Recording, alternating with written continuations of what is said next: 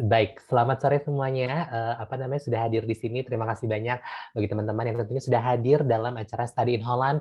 Edisi kali ini adalah program Talk ya. Kita akan berbincang-bincang dengan salah satu rekan saya, mahasiswa dari Indonesia yang ada di Belanda, yang sedang mengambil atau melanjutkan studi di bidang onkologi. Nanti kita akan ngobrol-ngobrol lebih lanjut nih. Selamat sore, saya dengan Molly sebagai Education Promotion Officer Novik Nesa Indonesia yang pada kali ini tentunya akan menemani teman-teman dalam acara ini ya. Sebelum kita ngobrol-ngobrol lebih lanjut seperti biasa, kita kenalan dulu sama Novik Neso, jangan bosen-bosen ya. Pastinya kita pengen sekali berkenalan, takutnya pasti ada yang nggak ngeh apa itu Novik Nesa Indonesia. Oke, Nesa sendiri adalah Netherlands Education Support Office, di mana kita melakukan beberapa kegiatan, salah satunya adalah online series ini. Tapi tidak hanya ini saja, kita ada kegiatan yang satunya itu adalah memfasilitasi NL Knowledge, di mana kita menjembatani dan juga bekerja sama dengan beberapa institusi pendidikan di Indonesia dan juga Belanda dan melakukan event kolaborasi di bidang pendidikan and research ya. Lalu mensupport juga internationalization of education, tentunya melalui acara yang teman-teman sedang lihat, ada education fair, ada online counseling, dan juga kita memanage scholarship. Ada Stunet yang merupakan fully funded scholarship dari pemerintah Belanda, Orange Tulip Scholarship dari Universitas di Belanda, dan juga ada Orange Knowledge Program yang merupakan Grant Fund Training, serta ada eShare yang merupakan program bekerjasama dengan universitas di Asia Tenggara. Kita juga tidak hanya mengundang teman-teman Indonesia untuk kuliah di Belanda, tapi juga kita mengundang teman-teman Belanda untuk kuliah di Indonesia melalui program Wilweh. Dan tentunya bagi teman-teman yang sudah selesai dengan program studi di Belanda, sudah selesai sekolah di Belanda, kita masih hari-hari bersama-sama ya untuk mengadakan acara seperti ada NL Alumni Career Fair, ada Orange Talk, workshop, diskusi, dan masih banyak lagi ya. Nah, bagi teman-teman yang ingin mengontak kita, silahkan langsung saja menghubungi nomor-nomor dan juga sosial media platform yang kami punya. Kita selalu membalasnya setiap hari Senin sampai dengan Jumat pukul 9 sampai dengan pukul 5 sore. Bagi teman-teman yang ingin berkonsultasi secara online dengan student counselor kami, langsung saja akses ke bit.ly/ocneso. Senin sampai dengan Selasa, kita hadir dari jam 3 sampai dengan jam 5 sore, serta Rabu dan Kamis dari pukul 10 sampai dengan 12 siang. Lalu, apabila teman-teman ingin mendapatkan informasi secara digital, silakan download digital browser kami di bit.ly/dbnovikneso, dan semua pertanyaan yang sering diajukan itu ada kita kumpulkan di bit.ly/faq.novikneso ya. Baik sekali. Pada kesempatan kali ini ya sangat spesial sekali karena tentunya kalau teman-teman ingat nih setiap selesai acara online series tentunya kami akan mengirimkan email dan bertanya sebetulnya episode apa sih yang akan atau ingin teman-teman bahas. Nah, seperti sore hari ini kita sudah kedatangan salah satu rekan saya, mahasiswa Indonesia yang sedang belajar di Belanda, tepatnya di Vrije Universiteit of Amsterdam, sorry. Ini ada Adini Tantio. Halo Adini, selamat pagi atau selamat siang di Belanda. Halo, pagi Kak Molly. Apa kabar? Baik, Kak Molly apa kabar? Alhamdulillah baik. Gimana Amsterdam, Din? Dingin di sini. Masih Masih berangin, masih belum masih ada berangin, matahari. masih Selalu ya. winter ya. Tapi so far oke semua dalam artian keadaan di sana berjalan dengan lancar, masih online atau gimana kalau boleh cerita sedikit? So far, alhamdulillah masih oke semua. Kemarin sempat lockdown kan ya Belanda, karena kasusnya lagi naik, jadi semuanya online. Sampai sekarang juga masih online. Kalau kelas aku cuman higher education udah mulai dibuka lagi. Jadi udah mulai Oke. bisa offline lagi. Yes, mudah-mudahan keadaan semakin membaik ya. Tentunya memang keadaan di luar sana memang lagi gonjang-ganjing nggak jelas. Iya. But anyway, mudah-mudahan kita semua sehat-sehat dan kita bisa menjalani Amin. aktivitas kita seperti sedia kala. Adini hadir di sini untuk berbagi cerita. Jadi gini, Din, kita juga akan berbagi cerita bagi teman-teman yang hadir di sini. Ntar bisa tanya jawab secara live gitu kan ya. Tapi nanti juga kita akan mengupload video ini ke YouTube supaya informasi yang Dini sampaikan bisa menyebar luas ke seluruh Indonesia dan mudah-mudahan ada banyak sekali calon-calon onkologis ya yang nantinya senantiasa akan melanjutkan studinya di Belanda. Hari ini udah siap untuk berbagi Amin. informasi yang akan dirimu sampaikan? Oke, aku share screen. Silahkan. Kalau gitu aku akan sembunyi sedikit, nanti kita akan kembali setelah Adini selesai presentasi. Silahkan. Oke. Kelihatan nggak ya, Kak? Udah kelihatan, udah jelas. Oke, jadi, aku mau sharing-sharing tentang pengalaman aku, mulai dari, aku kenapa pilih ini, sampai aku menjalani ini sampai sekarang. Jadi aku ngambil Master Oncology Program di FU ya, yang kayak udah di, introduce sama Kak Molly tadi. Jadi aku bakal ngomongin background-nya, habis itu juga, ngejelasin sedikit tentang programnya gimana, dari website-nya FU sama dari yang aku alamin sendiri, terus karir prospeknya ke depannya gimana, application proses, sama, culture shock yang aku alamin di sini. Jadi, pertama aku itu background-nya di biomedicine, aku, S1-nya ambil biomedicine-nya di Indonesia International Institute for Life Sciences, I3L, mungkin ada yang pernah dengar atau, familiar sama ini. Jadi sarjana aku, sarjana ilmu biomedis, dia, S-Biomed gelarnya, gitu. Nah, kenapa sih aku pilih kanker tuh, karena menurut aku itu kompleks banget, jadi seru aja gitu loh, kayak ada thrill-nya, kayak misalnya nyari sesuatu, terus nggak ketemu, terus harus cari lagi cari lagi cari lagi, jadi sebenarnya itu never ending. Itu, salah satu alasan kenapa aku mau ambil onkologi ini, dan itu juga kan nyambung sama S1 aku, dan kebetulan dari S1 itu aku juga emang udah tertarik di bidang kanker dibanding kayak penyakit-penyakit lainnya. Jadi, aku senang banget ada program ini di FU dan aku akhirnya daftar, gitu. Terus, untuk programnya sendiri, ini lumayan beda sama program master yang lain, karena teman-teman master aku di sini biasanya setahun, tapi program ini 2 tahun, dan dia, masuknya di Faculty of Medicine, jadi nggak masuk Faculty of Sciences, gitu. Dia di under Faculty of Medicine, dan dia nyambung ke rumah sakit yang affiliated sama FU. Untuk apa aja yang dipelajarin itu banyak banget, memang iya dia, fokus ke kanker, tapi semua aspek dari kanker itu tuh dibahas di program ini. Mulai dari, di lab gimana, sampai nanti ke pasiennya juga gimana, gitu.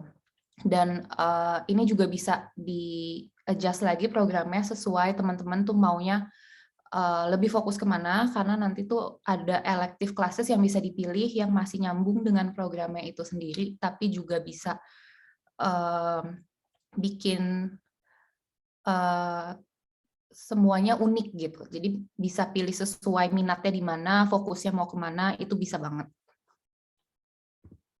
Lalu untuk programnya ini, tahun pertama itu diisi sama compulsory classes.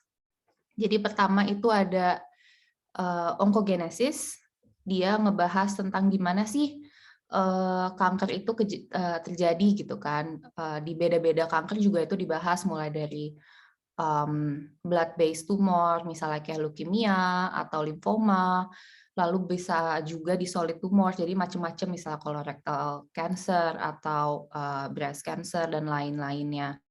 Karena, background students yang ada di kelas aku juga macam-macam, kebanyakan itu, S1-nya ngambil biomedical sciences, tapi ada dokter juga, ada yang udah pernah S2 juga. Jadi oncogenesis ini tuh pelajaran pertama yang, untuk make sure everyone is on the same page, gitu.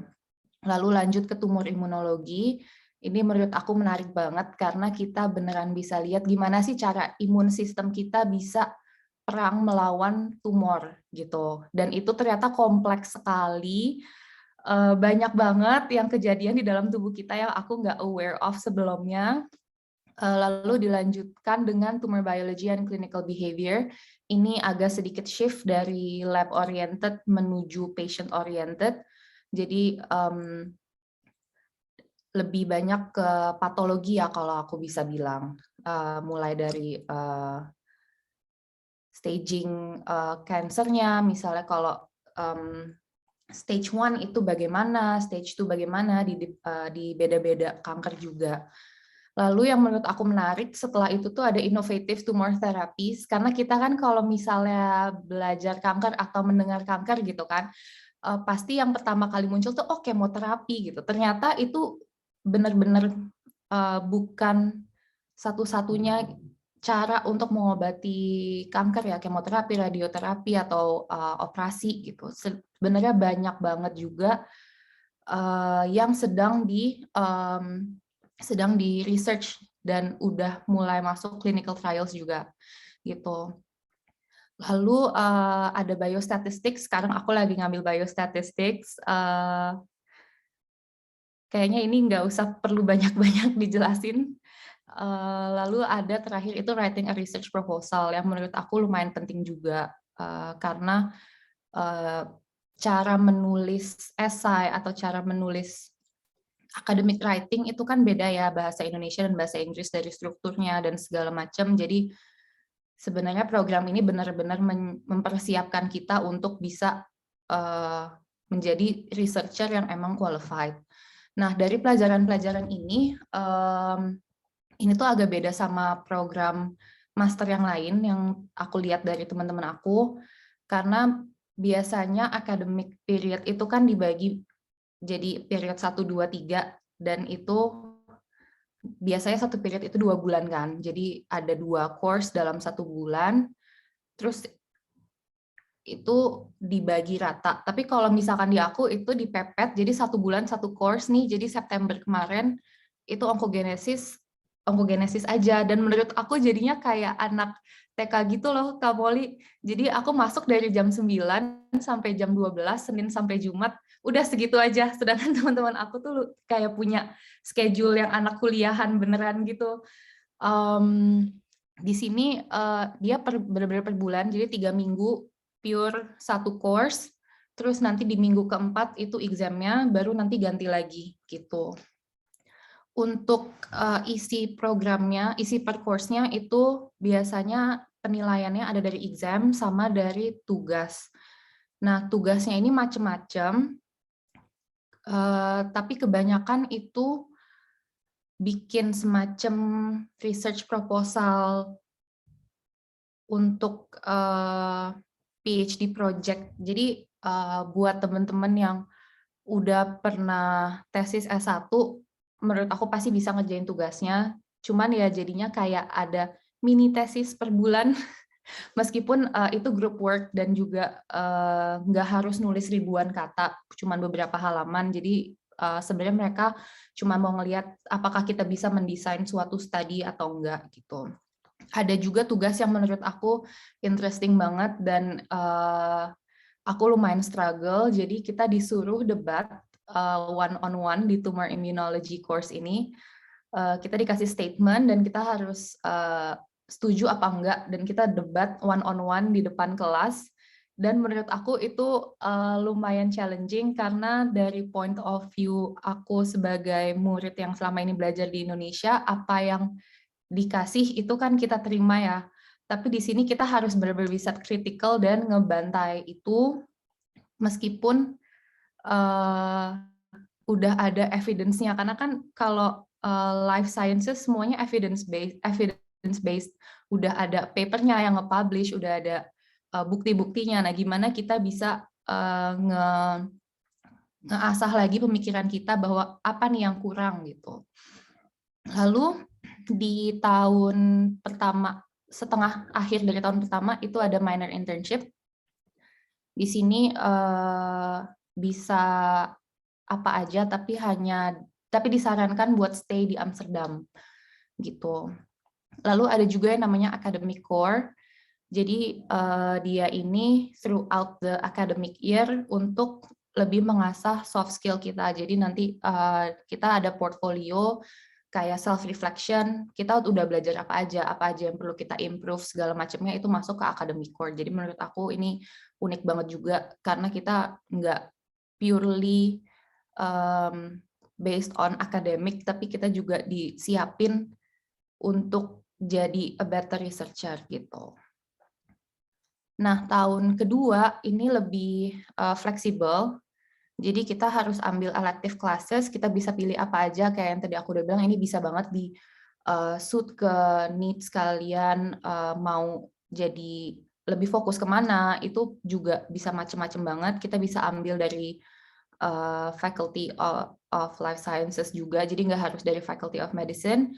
Yang penting emang masih sejalan dengan program kita gitu. Nggak bisa tiba-tiba ambil misalnya journalism atau apa gitu, tetap enggak ya. Cuman ini masih bersangkut paut, tapi bisa ngambil detail yang kita pengenin apa gitu. Lalu lanjut juga ada literature study. Jadi nanti kita masuk ikut dalam naungan suatu institusi untuk bikin literature review gitu. Yang terakhir major internship, ini yang nanti akan jadi master thesis-nya. Nah, ini itu partner-partnernya yang bisa di-apply, yang ada di Amsterdam. Jadi ada Amsterdam UMC, ada juga Netherlands Kanker Institute, sama Sanquin ini. Jadi mereka ini fokusnya di kanker tuh banyak banget. Jadi kayak aku sebagai murid yang datang dari Indonesia gitu kan, terus aku pengen belajar kanker, aku datang ke Amsterdam dan banyak banget cancer center, aku bahagia banget. Jadi ya ini benar-benar banyak banget opportunity-nya di sini gitu. Terus untuk career prospects-nya ini berdasarkan website-nya FU, 75% dari murid master ini tuh lanjut ambil PhD, tapi bisa juga ke yang lain, bisa ke pharmaceutical company, biotech company, bisa masuk policy makers juga, bisa kerja di lab, jadi roles yang lain misalnya sebagai lab technician, atau bisa office work juga. Kalau pulang ke Indonesia, aku ngelihatnya banyakan di office work-nya ya, karena dari teman-teman aku yang ambil jurusan yang mirip tuh biasanya pulang jadi product specialist dan lain-lainnya gitu. Kalau aku sendiri, aku pengennya ambil PhD, tapi sekarang aku ragu, jadi tolong doakan aja.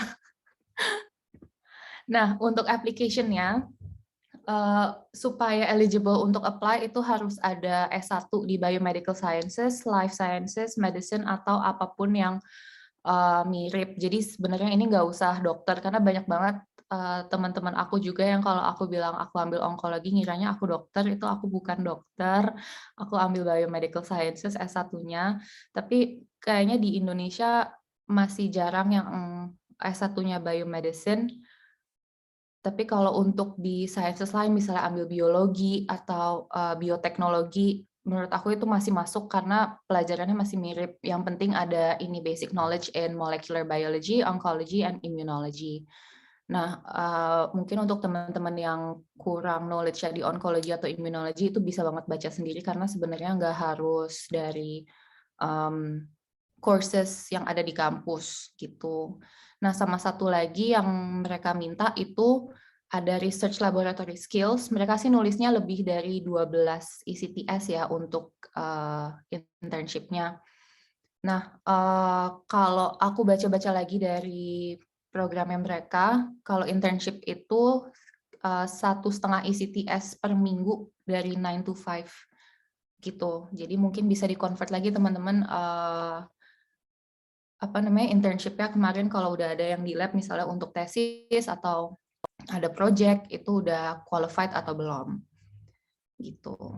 Terus untuk dokumen ini lumayan standar, valid passport, CV, motivation letter. Kalau saran dari aku bikin CV dan motivation letter secemerlang mungkin, sparkling karena kalau transkrip itu kan bukan nggak bisa diapa-apain ya, maksudnya ya itu penting juga, tapi most of it udah lewat.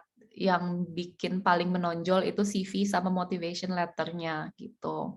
Terus ada juga yang harus disubmit itu description of relevant courses. Jadi dia ada template-nya sih dari FU, kayak misalnya ada course apa yang pernah diambil di S1, terus dijelasin kenapa dia bisa relevan ke programnya ini.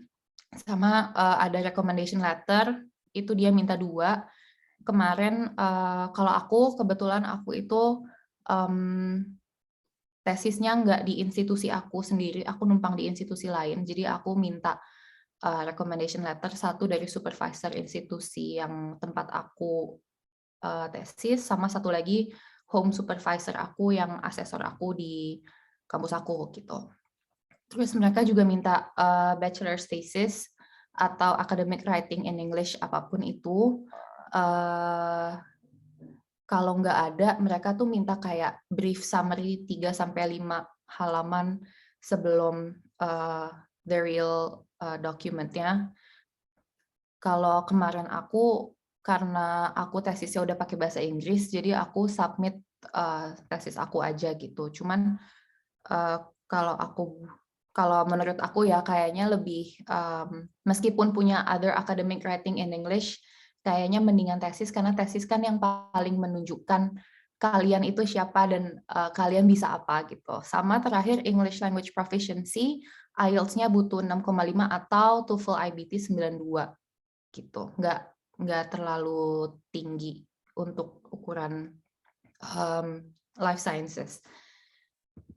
Lalu untuk international students itu kemarin aku interview di Skype.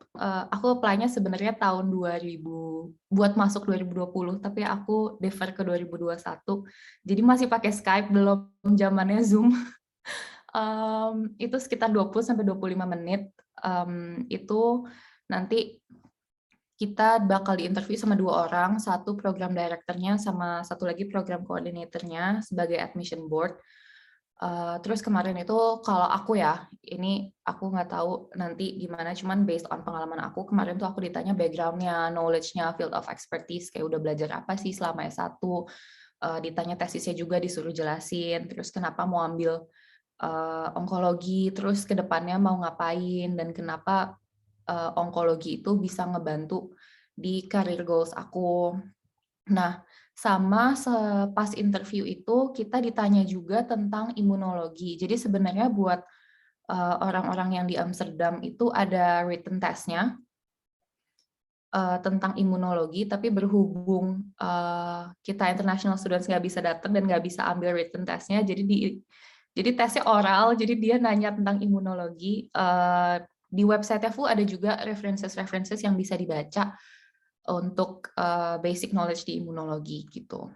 Lalu yang terakhir dites juga critical thinking kita yang menurut aku ini lumayan bikin deg-degan. Jadi kita dikasih paper yang dipublish sama si program director-nya ini, dia yang menulis dan dia minta kita untuk mengkritik paper tersebut.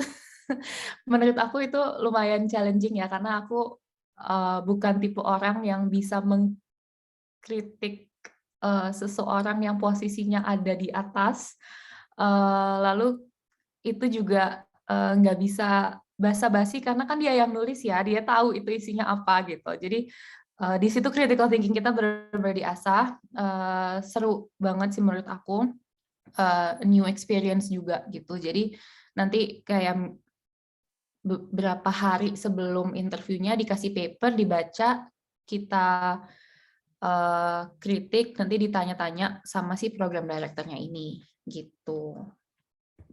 Lalu untuk scholarships yang bisa buat master onkologi ini ada FUFP, dia ini tuition fee waiver, dia butuh proof of excellence, yaitu minimum GPA-nya ekuivalen ke grading Dutch 8, bisa dilihat lagi di website-nya, sama isi application form-nya. Kalau aku di-combine sama OTS, mungkin kalau OTS Kak Molly lebih ngerti untuk menjelaskan, mungkin juga udah beda sistemnya sama yang kemarin aku daftar. Cuman FUFP OTS ini kan cuman nge-cover tuition fee-nya, nggak nge-cover living cost-nya, tapi ini bisa di-combine juga dengan Holland Scholarship Program buat financial aid. Dia kayak a one-time thing yang ditransfer di awal program, either 5K atau 10K. Ini bukan berarti karena 2 tahun jadi pasti dapat yang 10.000, itu enggak. Jadi ini tergantung lagi dari nanti dikasihnya yang mana gitu. Lalu yang terakhir adalah culture shock. Jadi yang bikin aku kaget banget pas sampai itu adalah active in class participation yang pertama. Semua orang datang ke kelas itu udah prepared, udah baca pre-reading materials-nya. Terus dalam setiap kelas itu tuh mereka nanya, dan awalnya aku intimidated banget karena Aku bukan tipe orang yang suka nanya. Jadi kalau di kelas itu aku lebih pasif. Kalau misalnya aku ada pertanyaan, aku cari sendiri gitu. Nah, di sini itu sangat di-encourage untuk bertanya. Apapun pertanyaannya, itu dosennya baik banget dan mereka akan menjawab, mereka sabar banget. Bahkan ada beberapa pertanyaan-pertanyaan yang sebenarnya aku bingung, apakah itu boleh ditanyakan gitu? Tapi boleh. Jadi yang penting aktif aja di kelas gitu. Terus kedua adalah casual relationship sama si lecturers-nya ini. Kita manggil mereka on a first name basis gitu. Aku juga agak awalnya aku nggak enak karena kayak aduh dia udah profesor, dia udah doktor, aku panggilnya nama depannya nggak apa-apa ya gitu. Tapi ternyata itu nggak apa-apa dan itu normal banget. Dan jadinya lebih deket juga, bukan berarti nggak respect ya, tapi jadi lebih deket dan lebih enak ngobrolnya. Kalau mau nanya, mau konsultasi, itu lebih nyaman aja jadinya. Sama culture shock yang terakhir itu adalah Dutch grading system.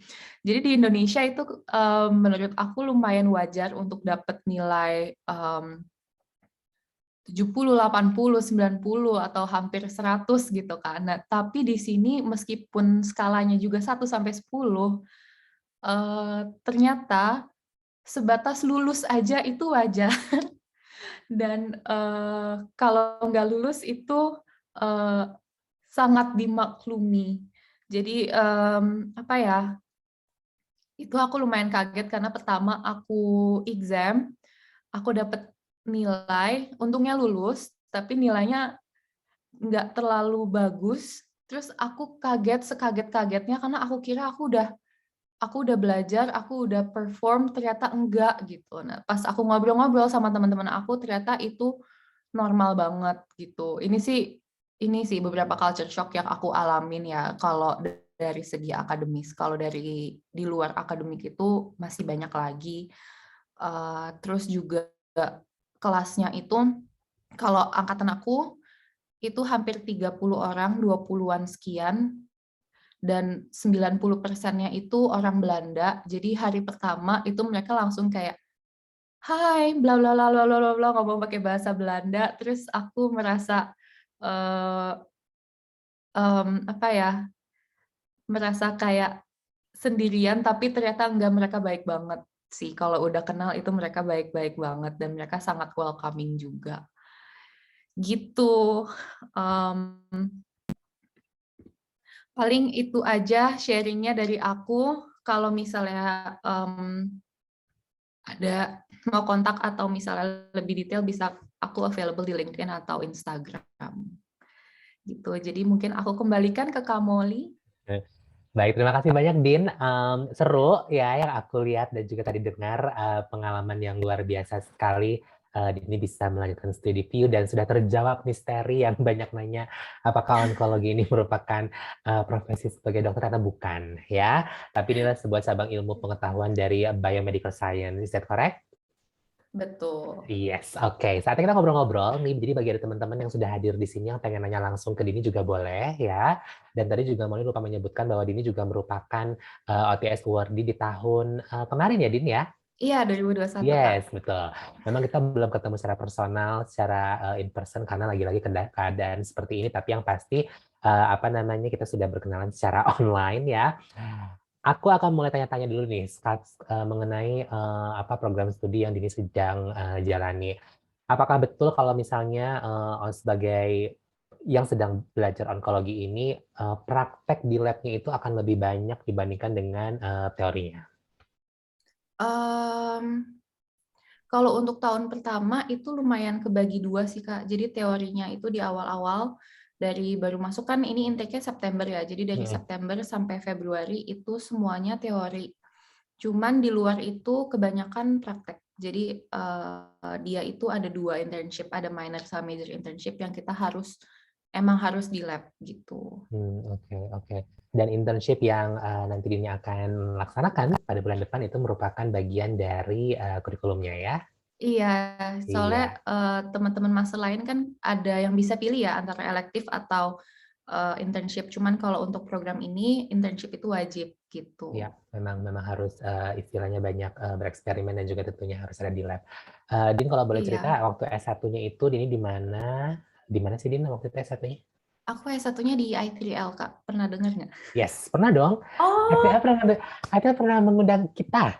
Kita sering ke acara oh gitu. mereka. Yes, Ih, aku tuh selalu amazed kalau ada orang yang tahu I3L karena selama ini tahu. kalau aku bilang I3L tuh di mana gitu. Soalnya aku angkatan kedua, Kak. Jadi bener-bener Oh, masih baru banget. oke. Iya, mereka sering ngundang kita loh. Kita juga suka hadir di acara mereka. Oh, There you go, right? Sempit bukan? Nggak, aku sampai kaget. Dini sampai apa namanya? Dini sampai ini juga sampai amazed. Iya, kita juga pernah ngundang guest speaker tuh Kak Emi di kolom chat waktu itu ada salah satu itu dari Wageningen. Dia juga alumni dari IPL. Yes, we know. Sampai terkejut dia. Oh dari situ yes gitu kan ya. Ya iya, wow. Jadi apa namanya ada perjalanan waktu itu sempat eh, apa namanya differ di tahun 2021 gitu kan ya. Oke oke oke iya. oke. Oke, bagi teman-teman yang mau bertanya, sangat dipersilahkan ya, karena ini eksklusif sekali kalau misalnya teman-teman mau studi di Belanda, specifically di onkologi, karena mau yakin bahwa apa namanya program studi itu banyak sekali di Belanda ya, ada kurang lebih 2.500 program studi dalam berbahasa Inggris dan onkologi salah satunya. Memang waktu itu ada yang pengen request beberapa orang dan akhirnya kita realisasikan. Jadi apabila teman-teman yang ada di sini mau bertanya langsung, sangat dipersilakan. Dini juga siap apa namanya menjawab. Oke, back to my question again. Tadi ini bilang ketika ada namanya work assignment, pastikan ada group assignment.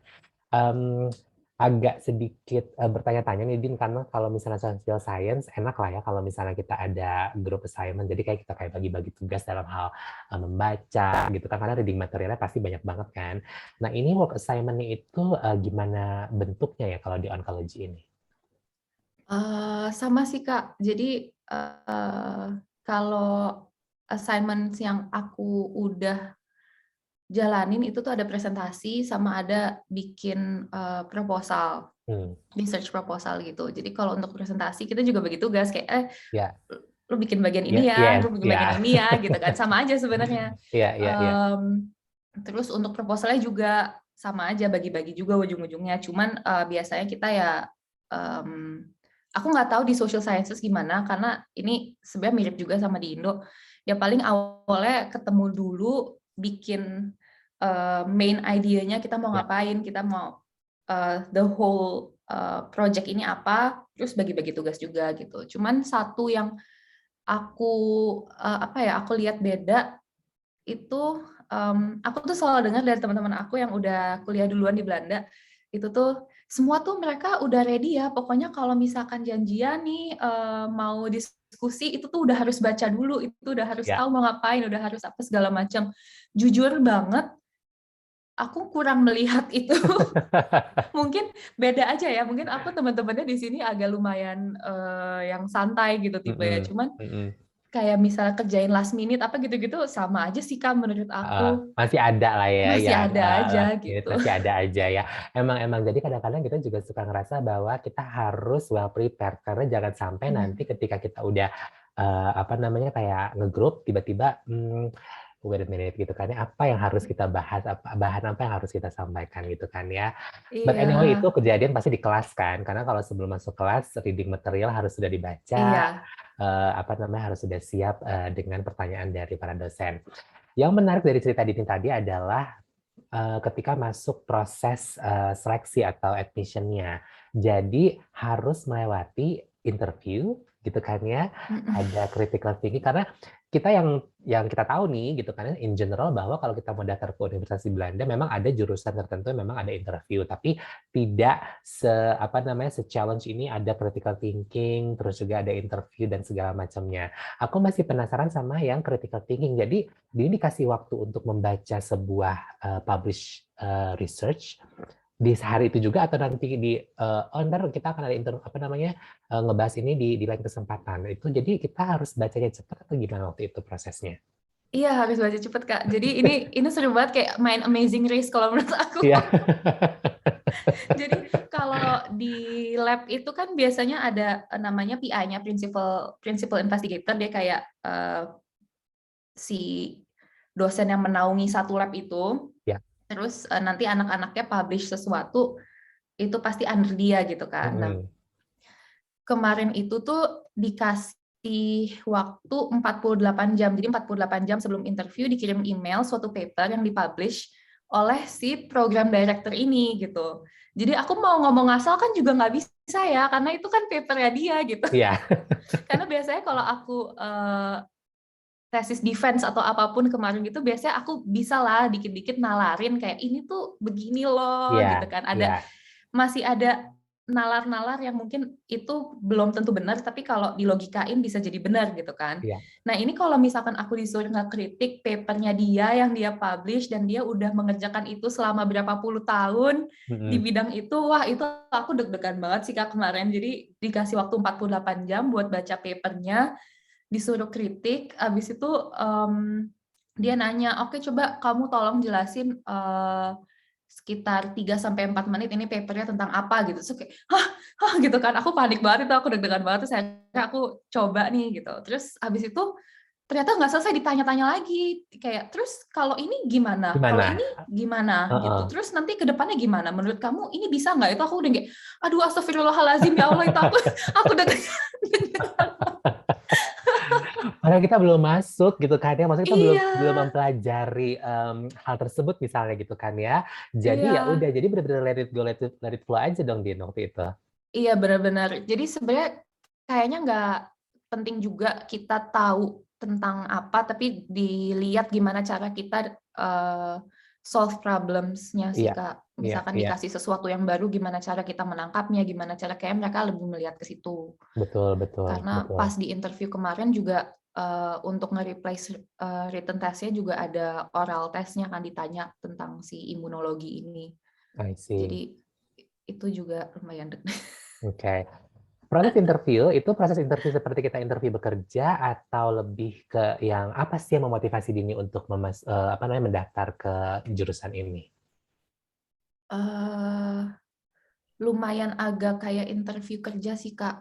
I see. Oke. Yap, Jadi yap, yap. ditanya background-nya, terus sama juga kayak kenapa daftar sini dan Mm-mm. kenapa kita harus menerima kamu Iya, gitu. iya. Jadi ini betul-betul sebuah refleksi dari motivation statement yang sudah Bener Dini banget. apa produce, and then let's face it through Skype gitu kan ya. Iya, Jadi masih zaman lihat Skype gitu ya, kan belum ya. Zoom. Iya. Bener, karena masih awal waktu itu ya. Iya, aku di interview tuh awal 2020 deh 20, seingat iya, aku dan itu belum.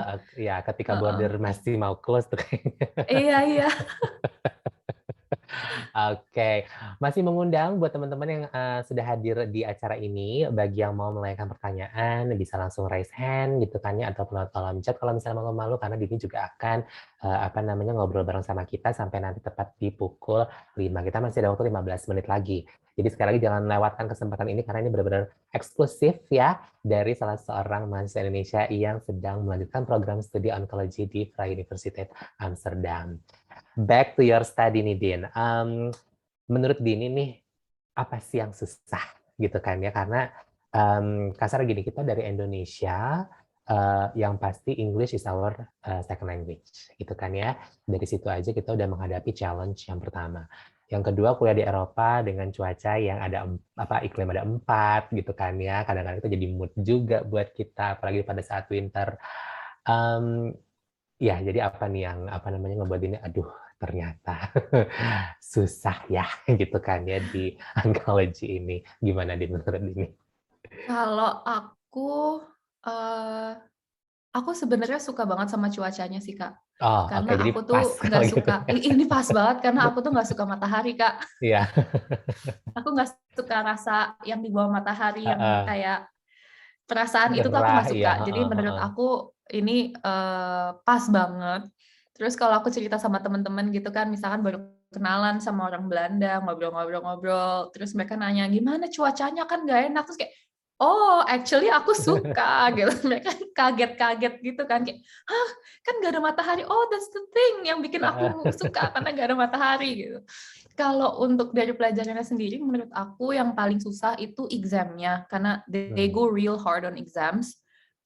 Kayak yang tadi aku jelasin kan, jadi kita per 3 minggu itu ada lecture, terus nanti minggu keempatnya itu examnya, dan dari per minggu itu, jadi bukan kayak ada satu dosen yang ngajarin gitu Kak, tapi mereka tuh nggak bener-bener nge-invite guest lecture setiap sesinya. Jadi bisa dari semua bagian Belanda, nggak cuma di Amsterdam aja datang untuk ngajar. Jadi kita benar-benar diajarin sama seseorang yang emang udah expert di bidang itu gitu. Jadi makanya tadi juga in class participation itu penting. Karena kapan lagi kita bisa belajar dari beneran expertnya, dan even ada beberapa data yang belum dipublish tuh dijelasin juga sama mereka. Jadi benar-benar up to date gitu. Nah, satu lecture itu kan kira-kira 45 menit, sehari ada 3 lecture, Senin sampai Jumat, jadi sekitar 3 dikali 5 dikali 3 lagi, dan itu semua harus masuk dalam otak dan dalam exam 2 jam gitu kan. Dan itu per bulan. Kalau di Indonesia aku dulu, aku nggak tahu di kampus yang lain gimana, cuman kalau aku tuh biasanya ada UTS sama akhir. Iya, meskipun ada beberapa course at the same time, tapi at least itu dibagi ke beda-beda hari kan ujiannya, atau beda-beda ujian gitu. Kalau di sini tuh langsung di-cram menjadi satu, itu yang menurut aku lumayan challenge, dan itu agak susah juga makanya untuk aku dapat nilai yang bagus gitu. Ya, ngerti. Jadi gak nyangka ya, tiap 3 minggu exam, jadi bukan kuis ya? Bukan kuis Kak, exam. Jadi udah selesai itu si course-nya. Jadi kalau misalnya udah exam, udah move on, itu benar-benar udah ditinggal gitu. Wow, jadi emang lagi-lagi ini satu keunikan lagi, karena yang biasanya yang kita tahu, yaitu kan pasti kan ada blok berapa, or maybe kalau dalam hitungan minggu ya biasanya juga kuis gitu kan, ataupun biasanya yang kita pernah alamin itu adalah kayak macam big assessment atau big assignment, atau kayak big essay, tapi ini benar-benar literally exam ya. Oke. Dirimu akan segera internship di bulan depan, jadi bisa dibilang aku akan bilang jadi Dini akan betul-betul masuk ke dalam dunia oncologist gitu kan ya, the real world, is that correct? Iya. Aku jadi deg-degan nih mau masuk real world. Saya juga. Aduh Kak Molly. Nggak, soalnya pas ngeliat, wow, karena ngerasa gini loh, Din, ini aku amazed banget sama Dini karena gini loh, ini ya cancer we know gitu kan, ini merupakan penyakit yang lagi-lagi eksis, kita takuti, dan aku yakin pasti bisa disembuhkan. Maksudnya dari bagian kehidupan kita ada seseorang yang tentunya para pejuang kanker, dan terima kasih sekali bagi seluruh ilmuwan, peneliti, dan tentunya juga Dini dan seluruh teman-teman yang mempelajari onkologi ini betul-betul sangat berharga bagi kami semua. So that's why this is such a precious study program, karena tentunya gitu kan ya bisa mengobati atau setidaknya meringankan beban para teman-teman atau orang-orang yang sedang menjalani let's say kemoterapi ataupun ada sesuatu dalam tubuhnya. Kalau menurut Dini nih sebenarnya kalau kita pengen tahu nih ya, apa sih yang memotivasi Dini nih? Let's do this gitu kan ya, yuk belajar onkologi. Apakah background S1, apakah ada pengalaman personal atau gimana? Sebenarnya aku jujur aku nggak tahu Kak. Jadi aku juga nggak ada pengalaman personal misalnya keluarga atau teman yang emang survivor atau sedang mengalami atau pernah mengalami kanker, itu aku nggak ada. Cuman jadi waktu di I3L itu biomedicine kebagi 2, tumor immunology sama infectious disease. Nah aku ambil tumor biology. Aku ambil tumor biology di I3L. Terus aku sempat explore beberapa field lain juga pas internship, karena aku takutnya aku nggak mau ngurung aku di satu itu aja gitu. Aku mau nge-expose diri aku ke banyak hal supaya aku nge-explore juga aku sukanya apa sih gitu. Aku pernah nyoba di neuroscience juga, aku pernah coba di stem cell juga, tapi ternyata nih aku tuh sukanya di onkologi gitu, kayak nggak tahu kenapa. Jadi setiap kali kita menjawab suatu pertanyaan, itu tuh biasanya ada muncul lebih banyak pertanyaan-pertanyaan lagi gitu kan. Kalau di bidang lain tuh aku frustasi kayak aduh kok nggak kelar-kelar, kok ini kenapa dead end semua gitu. Tapi Ya. kalau entah kenapa kalau itu di bidang kanker, aku malah yang kayak oh oke, nggak bisa lewat sini, aku harus cari cara lain gitu. Jadi thrill-nya beda, apa ya, lebih ke sana sih Kak. Jadi aku sebenarnya juga nggak bisa ngejelasin Mhm. kenapa aku suka gitu. Cuman Ya. kalau dibandingin sama bidang-bidang lain yang udah aku coba, ternyata emang aku lebih semangat dan emang lebih suka di sini gitu. Mhm. Dan sebenarnya kan UVA juga nge-offer program ini ya, Cancer and Stem Cell Biology. Cuman Oh, oke. jadi mirip-mirip juga, tapi aku kurang tertarik sama stem cell, makanya aku apply ke FU. Aku aja. Karena Dan aku juga nggak waktu mau itu juga ambil ada pernah ya, stemnya, FU aja dan deh juga ada gitu. penawaran OTS juga waktu itu untungnya ya. Iya. Benar, benar, benar, benar. Apa namanya, jadi memang lagi-lagi ya itu dia lah gitu kan, namanya belajar kan juga bisa dibilang ada faktor X yang ingin dirimu juga telusuri, dan itu juga cara cara berpikir, cara pola pikir, dan juga cara penyelesaian masalah juga tentunya kita harus suka dong ya. Kalau misalnya enggak juga Mhm. nggak akan dipilih gitu. Nah, lagi-lagi pengen bertanya seputar studi juga, karena sekarang memang kita beda angkatan ya, apalagi zaman sekarang semua serba online. Kalau di onkologi ini, apakah mengharuskan kita untuk membaca textbook yang tebal banget, atau lebih banyak sekarang ke jurnal-jurnal yang luar biasa ngejelimet juga? Apakah perpaduan antara keduanya? Eee, Sebenarnya disarankan perpaduan antara textbook dan And jurnal, paper. ya. Itu yang disarankan. Heeh, Di Canvas juga udah ada buku-bukunya heeh. yang harus kita baca apa. Cuman kalau dari aku personal, Iya, sebenarnya nggak perlu baca bukunya karena apa yang ada di buku itu apa yang udah didapetin di S1 menurut aku atau di kelas. Jadi itu benar-benar basic konsep dan biasanya yang ada di buku itu buku aja udah dipublish berapa tahun yang lalu, iya, belum lagi ditulisnya gitu kan. Jadi lebih baik cari paper yang lebih up to date gitu. Dan emang banyak juga paper-paper yang masih fresh, udah langsung masuk ke list of reading materials iya, gitu. iya, Jadi iya. menurut aku lebih penting fokus ke paper-paper yang udah dipublish aja. Kalau buku tuh untuk basic knowledge banget Right, aja ya, gitu. Tapi basic oke. knowledge juga menurut aku bisa kedapetan dari paper, jadi might as well baca papernya. Ini jujur ya Kak, aku belum pernah menyentuh buku sama menyentuh buku sama sekali di Nggak sini. masalah, nggak masalah.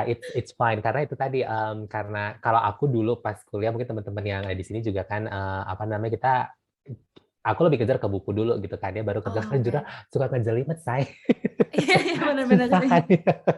Benar Mungkin sih. ini tips buat yang hadir di sini dan juga nonton acara ini, bahwa sebelum kita kuliah S2 baik itu ke luar negeri, berlatihlah dulu baca jurnal, karena emang tiba-tiba nanti kok begini ya gitu kan ya, karena agak ada, nanti kita akan menemukan dead end di mana kita nggak ngerti what does it mean gitu kan ya, gitu. Jadi yang pasti sih mudah-mudahan apa namanya, ketika udah bisa baca jurnal lancar sih pada saat nanti mau nulis esainya. Ada tugas esai nggak sih, Din? Ada. Paling itu tadi Kak, apa, research proposal aja. Distribusi proposal aja ya. Heeh. Jadi bukan yang esai, rasanya kalau social science lebih banyak ke esai dengan beribu-ribu, berpuluh-puluh ribu jumlah kata, tapi kalau di ini lebih dituangkan ke dalam research proposal berarti ya. Iya, jadi mereka cuma mau lihat kita bisa critical thinking nggak sih, kita bisa Yes. mendesain suatu studi apa enggak. Sama Iya, palingan kalau yang banyak itu nanti internship report. betul. Ya, karena nanti emang harus Selain dituangkan dalam itu. heeh, Heeh. Yap, yap, selain yap. itu nggak ada esai-esai yang gimana gitu. Jadi aku lumayan tenang juga sih di sini. Iya, iya. Nah itu dia. Ada apa namanya? Ada enak enggaknya nggak nyentuh buku, karena kalau kita butuh Iya iya, kata gitu, butuh makanya nggak nyentuh buku nggak apa-apa. butuh kata dari Mmm, kalimat yang menginspirasi supaya kita bisa tuangkan ke esai kita.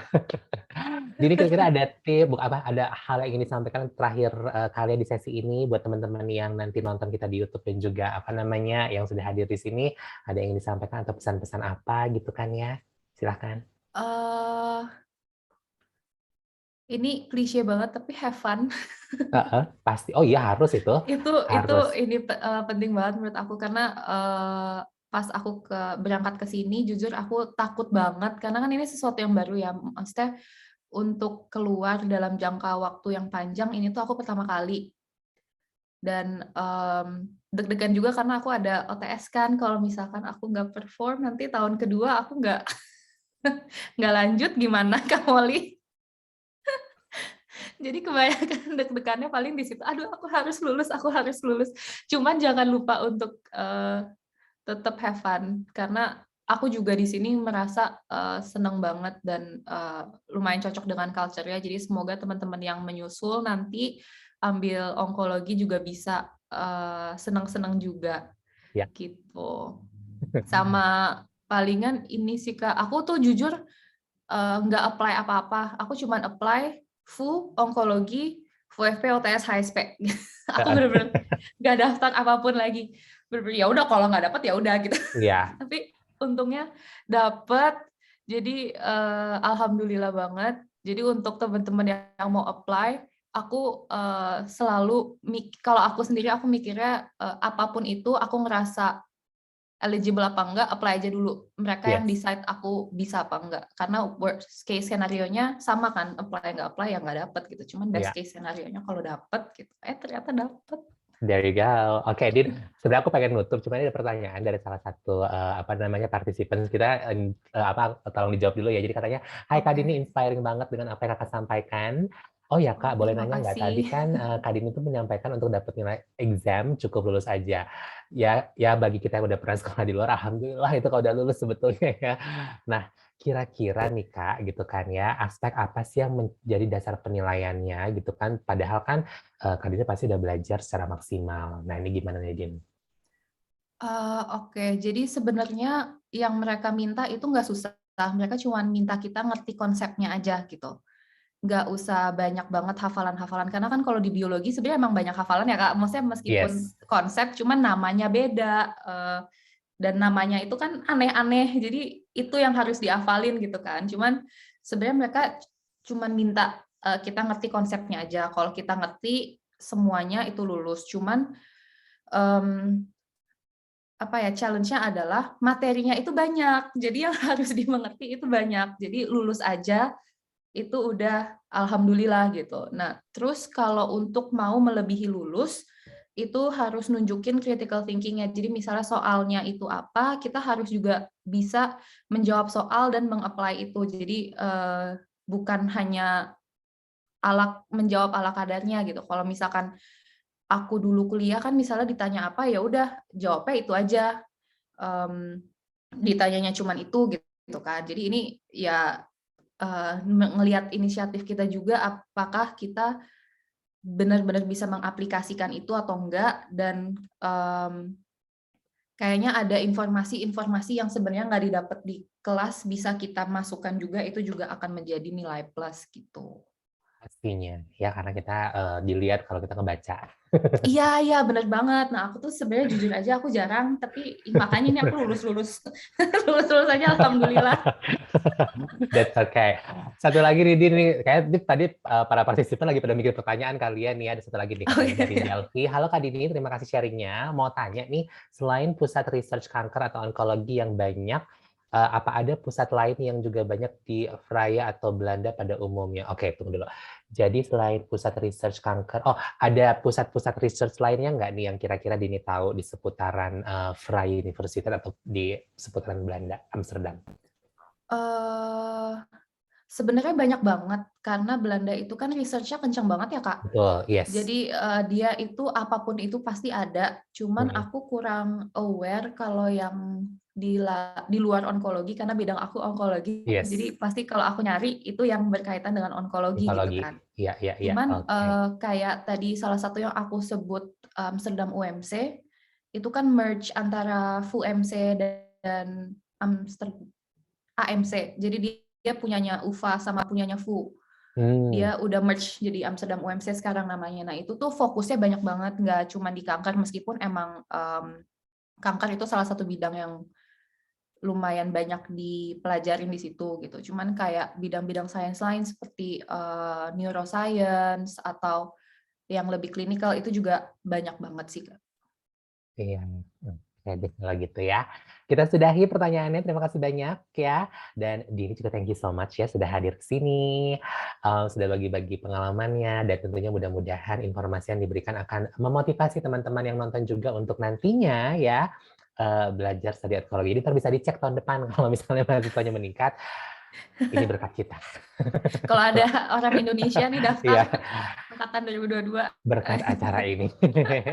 Thank you Dini, good luck dan juga Thank you sukses Kak Molly. internship di bulan depannya, dan tentunya Amin. perjuangannya untuk studi juga mudah-mudahan lancar. Kita selalu mendoakan Dini juga nanti siapa tahu nih kita ada oncologist yang bisa naik gitu kan ya pamornya, dan itu Amin. adalah Dini salah satunya ya. Tiba-tiba aku masuk berita ya Kak. Yes, gitu kan. Kayak misalnya sekarang kan lagi happening misalnya ahli apa tiba-tiba nanti ada Dini yang menceritakan tentang sesuatu yang berhubungan sama Waduh. onkologi. Itu kan luar biasa ya. Kalau gitu have a great weekend buat Dini dan juga buat semua yang hadir di Thank sini. you. Terima kasih sekali. Thank you juga buat Emmy yang sudah hadir secara virtual untuk membantu kelancaran acara ini, dan kita akan kembali lagi minggu depan dengan program studi lainnya. Kita masih punya beberapa episode, dan yang paling pasti have a great long weekend karena Selasa kita juga akan libur. Dan nggak lupa juga mengucapkan selamat tahun baru Imlek bagi yang merayakan. Sampai ketemu lagi di kesempatan. Dan oh ya, jangan lupa juga untuk hadir dalam acara Holland Scholarship Day yang akan hadir pada hari Sabtu dan Minggu tanggal 5-6 Februari. Untuk informasinya ada di sosial media kita. Molly pamit, selamat sore, dan Dini have a great day. Bye-bye. Thank you. Bye Kak. Bye-bye semuanya.